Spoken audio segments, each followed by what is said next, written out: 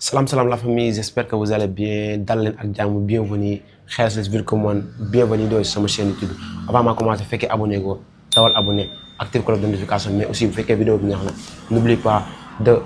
liker la vidéo pour nous donner de la force. Bon, tay un gros match bo xamanteni opposant le FC Barcelone, Inter de Milan, demi-finale de Ligue des Champions. Allez, je vais vous donner mon avant-match. Comme d'habitude, nous avons fait match le ça sera un match très serré, un match très difficile. Ndax ñaari équipe la yo xamanteni dañoo bokkul manam façon de jouer. Barcelone xam nañ bu baax ni tiki taka lañ ko xamé comme Sénégal lañ ko am Ndiaye joxol job, mais aussi Inter de Milan système italien manam système bo xamanteni ça se repose aussi défensivement et je pense que tay match bi ça sera un match très serré, un match très compliqué. So xolé côté Barcelone ça fait des années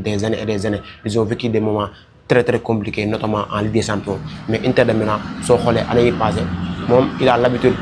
de terminer dans le dernier quart de la Ligue des Champions. Inter de Milan en 2020, si je ne m'abuse, Manchester City au final Ligue des Champions. Mais aussi année passée aussi, je pense que dans le quart ou bien demi-finale. Contrairement au Barcelone, les années passées, beaucoup de désillusions, notamment des relégations en Europa League, mais aussi des humiliations, que ce soit en quart de finale, en huitième de finale de Ligue des Champions. Rennes, on a vu une équipe du Barcelone insouciante, jeune, très forte, une équipe je pense qu'actuellement c'est la meilleure équipe d'Europe, même avec Paris Saint-Germain. Inter de Milan, comme je l'ai dit, c'est une équipe peut-être tout au long de la compétition, gars yi parce que l'équipe de équipe comme par exemple Ben Real Madrid, Ben Barcelone, Ben Bayern Munich, en sachant que Inter de Milan m'a éliminé Bayern Munich. Donc si je ñëwee ci système de jeu, pour l'instant, Inter de Milan, il y a un absent, je pense que c'est confirmé, moi, Benjamin Pavard. Quant à Marcus Thuram, j'avais entendu que du jouer, mais je n'ai pas ces informations. Mais côté Barcelone, je peux vous donner toutes les informations parce qu'il faut me concentrer. Mais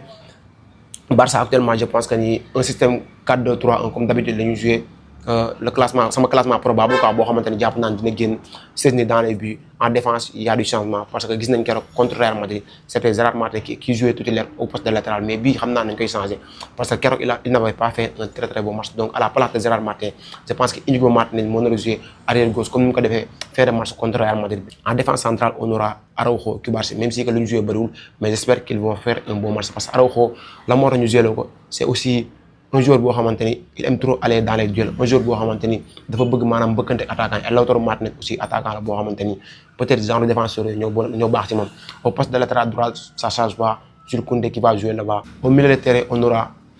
Frenkie de Jong, Pedri, comme d'habitude ça change pas, mais au poste de 10 sincèrement Délem bi day ñëwaat comme ni ma ko waxoon bii passé, que ça soit Olmo ou Fermin, parce que gis nañ keroog Olmo n'était pas dans son assiette contre Real Madrid, deful match bu baax, mais n'empêche que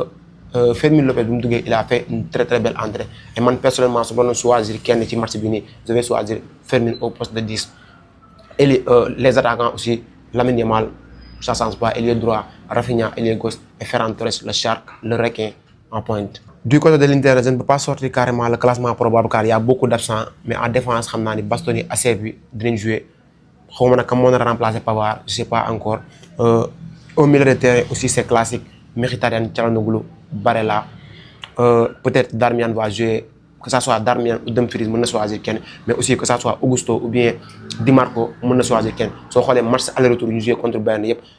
qui m'a joué arrière gauche, qui m'a joué Augusto, m'a joué arrière gauche, mais aussi arrière droit, Darmian m'a joué. Donc ce qui signifie que Dumfries et Di Marco, nous disons, alors que moi je pense que peut-être ñaari joueurs c'est des joueurs yoo xamante ni man ñoo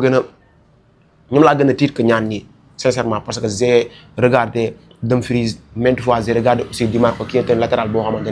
j'adore sa façon de jouer. En attaque aussi, ça sera peut-être Marcus Thuram, Correa, on ne sait pas, parce que Inter, so l'équipe le bon, moi une équipe en Europe, bon, amul excentré. Le système italien, 3 défenseurs, le jouer 3-5-2, mais 3-5-2 aussi, c'est pas un système très défensif, parce que c'est un système bon, en phase offensive, ils sont très dangereux. Inter, équipe le bon, en transition offensive, c'est une équipe bon, il faut que nous baillons parce que Ben, Ñaar, Ñett, mën nañu ak seen camp et aussi ils ont des attaquants yoo xamante ne c'est de vrais renards de surface, notamment Lautaro Martinez. Mais côté Barcelone aussi j'ai pas peur parce que xam naa ren jii nii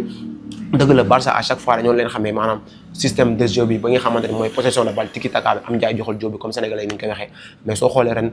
avec l'arrivée de pas allemand Barça dafa yor beneen facette boo xamante ni mooy en transition offensive aussi c'est une équipe boo xamante ni sur une ou deux passes mën nañoo àgg seen camp dugal raison pour laquelle xam naa ne ça sera tey un match boo xamante ni un match très palpitant un match boo xamante ni je sais que ça sera serré parce que Inter xam naa ni forcément ils vont jouer avec un bloc bas donc Barça va essayer jéem a yéegal bloc am mais aussi derrière il faut qu'il essaye de tout faire pour ne pas laisser de l'espace parce que suñu bàyyi espace derrière ça va leur coûter très cher parce que man xam naa bu baax équipe Inter bi seetaan naa leen que ça soit en championnat mais aussi match yu ñu joué contre Bayern surtout équipe boo xamante ni comme ni ma ko waxee en transition offensive benn ñaar seen latéraux yi suñu demee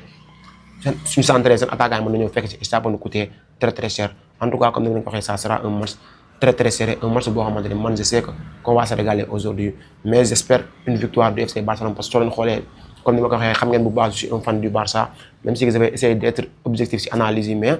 sama xol Barça moo ci nekk donc nag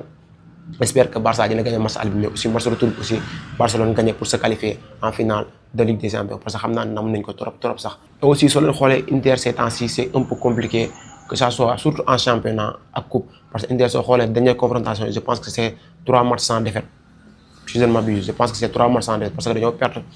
contre Milan 3-0 mais aussi contre Roma ils ont perdu je pense que am na beneen match boo xamante su ma juumee dañoo perdre xam nga dañoo def match nul contrairement aussi Barcelone bi nga xamante ni nag je peux dire que instant bii nii dañoo nekk ci benn phase bu important déjà samedi passé ils ont gagné la Coupe du Roi mais sans ça aussi soo xoolee Barça en 2025 c'est une seule défaite benn défaite lañu am je pense que à peu près 26 ou bien 27 matchs yoo xamante ni gagné nañ ko mais malheureusement benn défaite lañ ci am joué nañ ko mais malheureusement benn défaite lañ am su ma jumul Dortmund moo ñu gagné et je pense que loolu match retour Ligue des Champions un match boo xamante ni benn instant amul woon enjeu ce qui montre actuellement que cette équipe là c'est une équipe boo xamante ni war nañ ko bàyyi xel parce que équipe bi comme ni ma ko waxee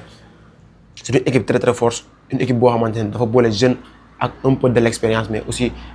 l'insuffisance de la jeunesse xam nga à quel point ça peut apporter benn équipe surtout su nekkee ci genre phase bi nii en tout cas comme ni ma ko waxee j'espère que qu'on va gagner ce match avec la manière parce que li ñu def contre Dortmund mooy gagner le match avec la manière moo ñu permettre bi ñu demee Dortmund malgré la défaite on s'est qualifié j'espère une victoire peut-être 3 ou 4 même si que xam naa ni ça va être très compliqué mais c'est le football tout est possible et suñu secteur offensif bi aussi ils sont capables de le faire en tout cas wax leen ma seen avis ci commentaire yi loolu ci xalaat mais aussi bu fekkee abonné leen fekkee vidéo bi aussi neex na la like pour nous donner la force on se donne rendez-vous ba fan yi incha allah merci beaucoup